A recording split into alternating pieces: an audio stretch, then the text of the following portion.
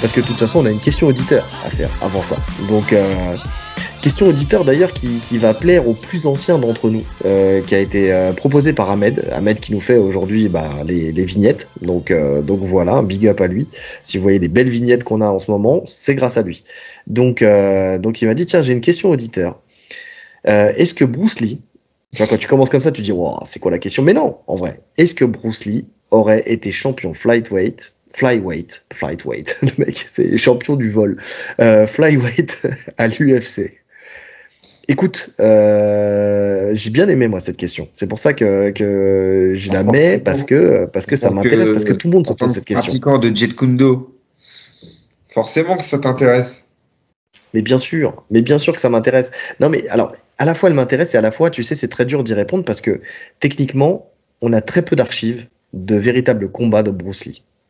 On le voit techniquement, on le voit dans ses films, on le voit faire des prouesses, tu vois, mais on n'a pas vraiment d'éléments.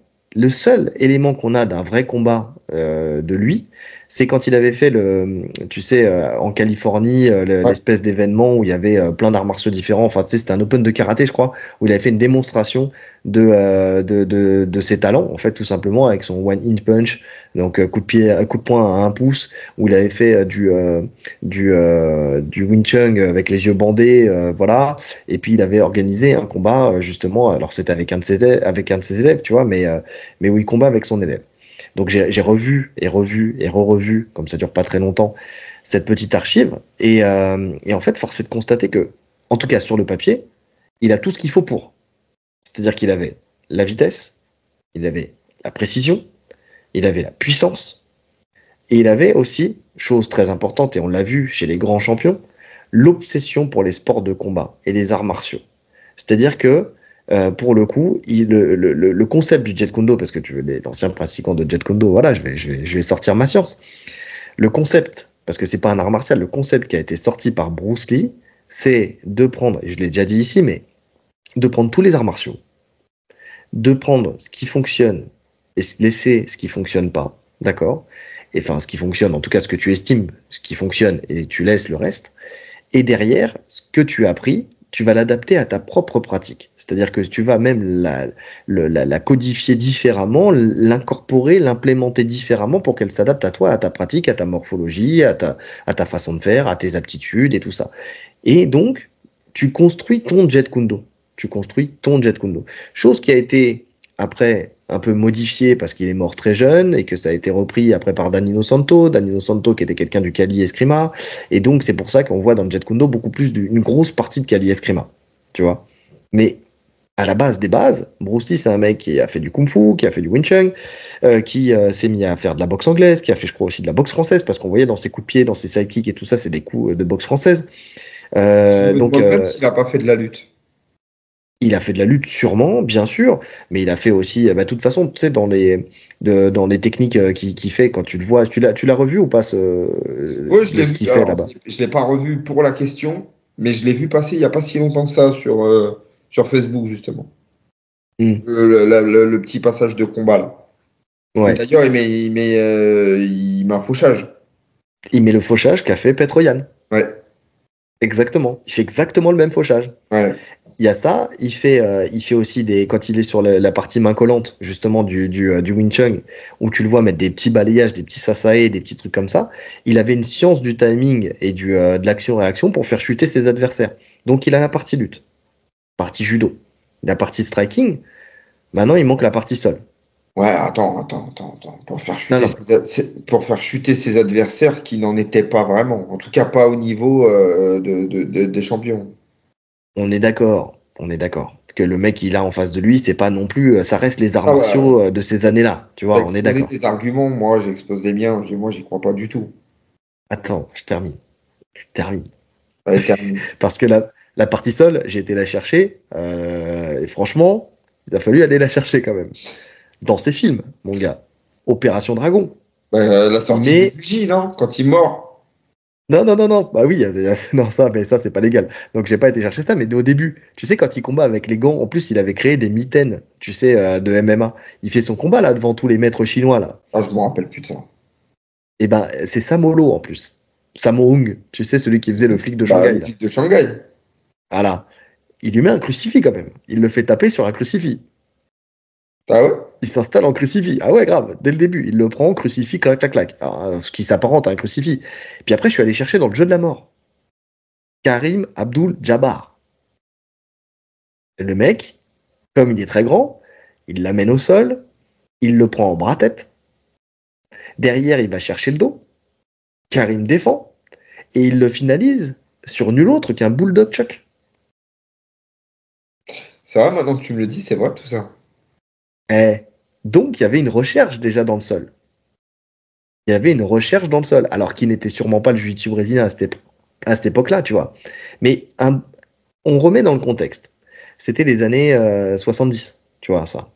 70, le jiu-jitsu brésilien, je crois qu'il naît dans les années 70, si je ne me trompe pas, si je dis pas de bêtises, tu vois. Je veux pas dire de bêtises. Je veux pas dire de bêtises. Naissance jiu-jitsu brésilien. Mais bon, donc, il faisait avec les arts martiaux de cette époque-là, tu Ouais, vois. Mais mais en vrai, même sans parler du jiu-jitsu brésilien, c'est du judo. Enfin, on a vu tout un tas d'archives de judo, bien sûr. de judo, où justement il y avait les techniques du jiu-jitsu moderne, même des gardes de la Riva, tu vois, qui étaient utilisées déjà en judo. Mhm. Donc le judo existait, ces techniques existaient, donc s'il s'est inspiré du judo, c'est pas choquant qu'ils les connaissent.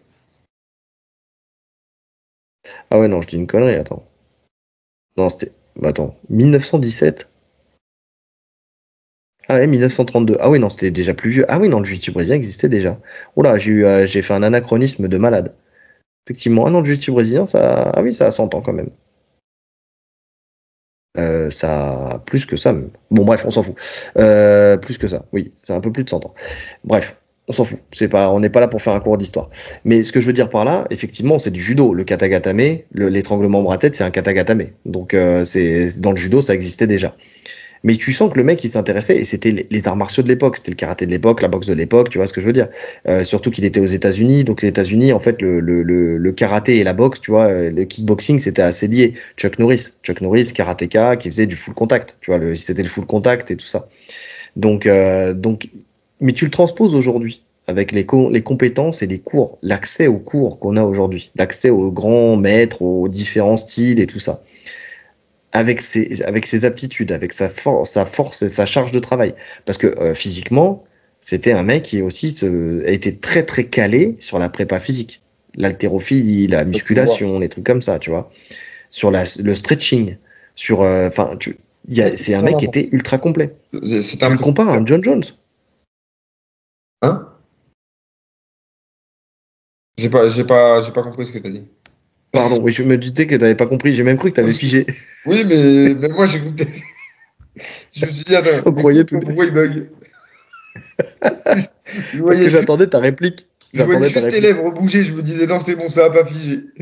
Parce que je t'attendais, en fait, j'essaie de faire comprendre, de parler, tu vois. Non, aujourd'hui, dans la réflexion, entre guillemets, tu ferais pas un parallèle avec John Jones et sa manière de pratiquer? De voir les choses? Je Non. parle pas dans la technique, hein. Je parle dans la recherche, dans le fait d'aller chercher les différents sports, les différents champions, les différents Ouais, styles pas forcément John Jones, ça équivaut pour tous les champions, hein. Georges Saint-Pierre, c'est la même chose, tu vois. Par exemple, mais Georges Saint-Pierre, John Jones, les mecs qui ont été des vrais champions qui aujourd'hui sont à la discussion des GOAT, tu vois. Oui, oui, je suis d'accord. Oui, il avait cette recherche. Maintenant, cette recherche ne fait pas tout. Cette recherche ne fait pas tout. On peut pas dire que parce qu'il avait ce côté curieux. Par contre, je pense que ça aurait été probablement un très bon prof. Ça, j'en suis quasi sûr. Justement parce que ce côté curieux fait que, tu sais, il aurait vraiment aiguillé ses combattants. Et puis en plus, ça lui tenait à cœur de ne pas faire des copies de lui. Tu vois, il aurait vraiment guidé les Mhm. gens dans des styles qui leur convient. Donc ça, probablement, oui. Il aurait apporté beaucoup au MMA. Ça aurait été un personnage c'est public. Maintenant, de là à dire que ça aurait été un champion de l'UFC, c'est impossible à dire. C'est impossible à dire. Non, mais d'accord, mais là, tout à l'heure, tu m'as dit, j'ai mes arguments et tu as tes arguments. Non, non, mais C'est quoi tes arguments pour juste dire oui, impossible à dire. Mais tu vois, moi aussi je dis que c'est impossible à dire, mais j'essaie d'aller chercher des choses qui. oui, Qu'est-ce qui te ferait dire que potentiellement c'est compliqué? qu'est-ce qui me ferait dire que c'est compliqué? Eh ben, que c'est pas un combattant tout court. Enfin, Pourquoi? C'est un euh, combattant. mais dis-moi, il a gagné quoi? Soyons C'est factuels. un. Qu'est-ce qu'il a gagné? Alors oui, alors si tu vas chercher par là, Un oui, en César, compétition, même pas. effectivement, il a, eh, il a gagné contre Chuck Norris déjà. Ok? Donc déjà, Non, bah, parce on parle de compétition de haut niveau. non mais Donc, il, com- qu'est-ce il qu'il a com- il gagné sur le papier? combattait. Il combattait, lui, c'était plus, et ça, c'est des faits qui ont été avérés, tu vois. C'était des combats qui faisaient, ils se bagarraient. C'était un bagarreur. Ah, bah, attends, Il y avait attends, des gens qui venaient le défier. attends. Calme-toi, Non, mais Gaëtan Lebris. on est d'accord. Calme-toi. Calme-toi. Dans des hangars désaffectés, c'est ça? Exactement. Dans la cage. Non. Et lui, il a jamais pris de coup de couteau, je te le dis. Non, tu vois, on peut pas. Moi, c'est ça. À partir du moment où tu n'as rien gagné en compétition, je peux pas dire que le mec aurait pu être champion. C'est pas possible. Mais après, regarde, mais ça fausse quand même, parce que C'est du fantasme, là. l'argument. Non, mais j'entends l'argument de il a rien gagné en compétition ou quoi que ce soit. Ok, déjà, je sais pas, franchement, j'ai pas recherché s'il avait gagné ou pas. Après, il a dédié sa vie à transmettre, tu vois. Bon, ok. Maintenant, c'est pas parce que tu dédies ta vie à transmettre que t'aurais pas pu gagner en compétition. Tu vois ce que je veux dire? Maintenant, tu prends, alors tu me diras, c'est des prémices de l'UFC, mais tu prends des mecs qui ont gagné, je sais pas, moi, en full contact à l'époque, tu vois, c'est pas pour ça qu'ils seraient des bons combattants de MMA. Tu prends des mecs qui étaient des champions de judo, c'est pas pour ça que c'est des bons combattants de MMA. Qu'est-ce qui a fait que les Gracie, ils ont régné au début? C'est parce qu'ils faisaient du MMA directement. Enfin, tu vois, ils ont été formés au MMA. Ils ont fait du sol.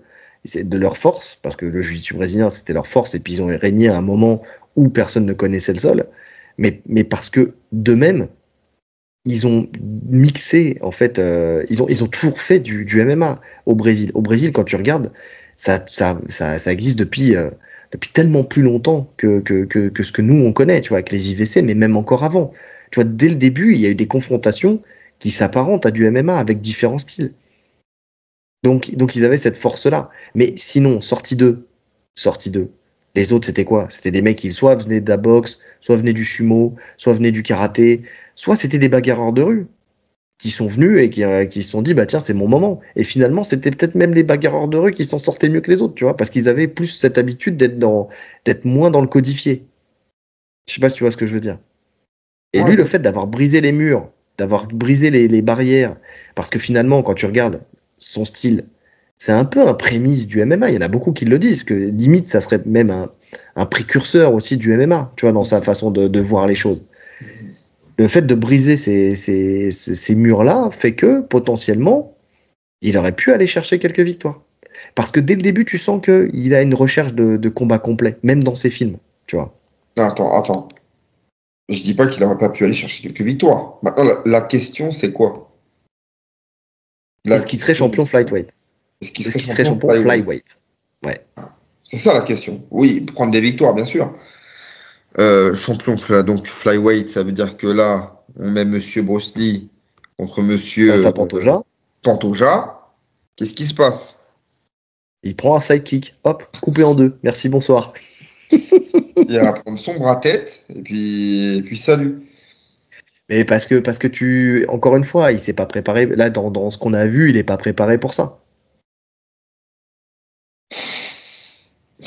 Allez, de toute Non, façon, écoute, écoutez-moi bien, pour les moi, gars. non, Le pour gars moi, a il a fait des. du Jeet Kune Do avec Monsieur Joe Saadé. Donc, quand tu t'es Non, entraîné avec Monsieur Joe Saadé, c'est bon. On t'a perdu. On t'a perdu, quoi. c'est vrai, quoi. C'est vrai que c'est une partie de ma vie où on m'a perdu. Mais ce que je veux dire par là, c'est que il avait tout sur le papier. En fait, il a tout sur le papier pour s'il s'entraîne pour essayer d'atteindre cet objectif-là, il pouvait potentiellement l'atteindre. Je dis pas que ça serait vrai ou ça serait faux. Enfin, tu vois que forcément il serait champion. Mais potentiellement, il avait la vitesse, la précision, comme j'ai dit tout à l'heure, hein, vitesse, précision, puissance et l'obsession de performer et d'apprendre continuellement, tu vois. Je suis d'accord, mais c'est une réponse beaucoup trop large ce que tu dis. Parce qu'il y a 1 million de gens qui ont vitesse, précision et trucs et qui ils seront jamais champions de l'UFC. Ouais, mais c'est Bruce Lee. Écoute, mon gars, c'est Bruce Lee. Voilà, on a touché à une passion de jeunesse. Mais pas mal de monde. Je vais dire que les plus anciens qui nous écoutent, t'inquiète pas, qu'ils seront Ouais, d'accord avec moi. je suis pas impacté par Bruce Lee parce que c'est vrai que c'est pas ma génération. Ah J'ai oui. pas grandi avec Bruce Lee, moi. Est-ce que tu l'as Je observé? connais Bruce Lee, mais j'ai pas grandi avec Bruce Lee. Est-ce que tu as regardé toutes les images d'archives de ses entraînements? Le mec, il mettait quand même 3000 coups de poing ou 5000 coups de poing par jour dans le sac. Il était là. C'était obsessionnel. Le mec, du matin, quand il se réveillait jusqu'au soir, quand il se couchait, le mec, il faisait des arts martiaux. Il peaufinait sa frappe à la perfection. Comme il disait, j'ai plus peur d'un mec qui met 10 000 fois le même coup qu'un mec qui met une fois 10 000 coups. Différents, tu vois. Ouais, C'est le mec, il était je là. connais cette citation. Il s'entraînait à la perfection. Il était là, il peaufinait, je te dis, son sidekick. Il peaufinait. Le mec, il faisait du nunchaku avec il jouait au ping-pong avec un nunchaku. Le mec, il avait un niveau de pratique qui a rarement été atteint dans le monde. Ouais, mais tu vois ça là, on va prendre un exemple concret actuel. C'est un moine Shaolin, le mec. Ils font des arts martiaux du matin au soir, ils seront jamais Hmm. champions de l'UFC. Alors ce qu'ils font, c'est incroyable, hein. Pantoja, il le fait pas, hein. Les mecs, ils font des saltos sur le crâne, ils font grand écart debout, ils tombent sur les couilles, ils ont rien. Mais ils seront pas champions de l'UFC. Bah ouais, mais c'est vrai. Mais parce qu'encore une fois, tu prends un exemple où les mecs ils s'entraînent pas dans cet objectif-là. Mais tu prends un mec tu prends n'importe quel chinois là qui s'entraînerait comme un moine Shaolin, mais dans l'objectif de faire l'UFC. Tiens, tu prends Weili Zhang. Weili Zhang, la meuf, tu vois, tu sais, elle aurait pu être moine Shaolin, tu vois. Bah non, parce qu'ils prennent pas les femmes. Mais c'est pas grave, c'est la misogynie. Ok, on en est là. Mais tu prends tu prends Weili Zhang. Tu vois, elle est championne de l'UFC. Parce que la meuf, elle s'est entraînée comme ça a été son obsession. Elle s'est entraînée comme ça, elle a su progresser au fur et à mesure du temps. Elle s'entraîne comme une malade. Mais tous, en fait, ils s'entraînent tous comme des malades. Mais t'as des mecs comme ça, je sais pas. Tu sais, il y a ce truc. Il a pris Attends, à l'époque, il a pris les plus grands champions. Il leur a fait des tests. Tac, tac. Tu dois arrêter mon coup de poing. Stop. Hop, il pouvait pas. C'est des questions, on part dans tous les sens. Tu l'as vu faire des coups de poing à des mecs qui les a jetés sur des chaises à 10 mètres, là? Mais Tu vois? attends, l'autre là, comment il Il fait s'appelle ça le à coréen Pantoja, là? il le tue. Le coréen qui met des gifles à tout le monde là. Ouais, Tu qui sais, était même avec. il était au festival des arts martiaux là. Exactement. Des cailloux, un truc comme ça là. Ouais, des calions, ouais. Ouais, ouais. Frère, est-ce qu'il est champion de l'UFC? Non. Pourtant, il a mis des tartes à Greg. À Greg Est-ce MMA. qu'il est-ce qu'il s'entraîne pour? On en est toujours là. On part d'un principe de il se serait préparé pour. Mais est-ce Les qu'il objectifs peut? sont pas les mêmes. Est-ce qu'il peut s'entraîner pour? La question, elle est Ah, là. s'il le veut. Ah oui. Mais Et on ne est-ce le qu'il saura peut? jamais. Il y a vouloir et il y a pouvoir. Est-ce que nous, on serait un champion de l'UFC? Mais bien Ben sûr non. que non. Non. Mais là, la question, elle se pose même pas, hein. Là, il Ah n'y oui, aura pas celui de qui nous fait question auditeur à ce sujet, hein. Je te jure, la question auditeur. Seriez-vous capable d'être champion UFC? Mais non, frérot. La question, elle est vite répondue. Ah ouais, là, on va pas faire 15 minutes de réponse, je te le dis. On fait même pas 15 minutes de podcast, là, pour le coup. Bon, en tout cas, voilà. Et dites-nous en commentaire. Dites-nous en commentaire si vous pensez qu'il pourrait être champion. En tout cas, juste pour ce débat, moi, j'ai kiffé cette question. J'ai kiffé juste pour ce débat. Mais dites-nous, vous, si vous pensez qu'il aurait été capable Non, de, mais en s'entraînant dans l'objectif de devenir champion flyweight de l'UFC, est-ce qu'il aurait pu le devenir ou pas? tous les fans, ils vont dire oui. Ceux qui ont Bien grandi avec sûr. Bruce Lee. Et puis les autres, ils vont dire non. Ah non, mais après, c'est quoi l'autre génération? C'est Jean-Claude Van Damme. Est-ce que Jean-Claude Van Damme aurait pu devenir champion de l'UFC? Non. Bah, il a gagné le comité quand même. Ah, c'est vrai, le coup de poing le plus rapide du monde. Frank Dux. Nous posez pas cette question-là, hein. Bah pareil, la question elle est vite répondue, hein. Lui, à part nous dire que dans 20 ans, il y aura plus d'eau, et il a pas forcément tort.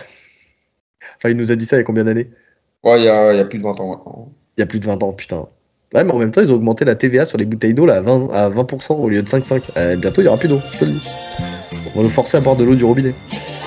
Donc voilà. Bon, je pense qu'on a fait le tour là. Bah,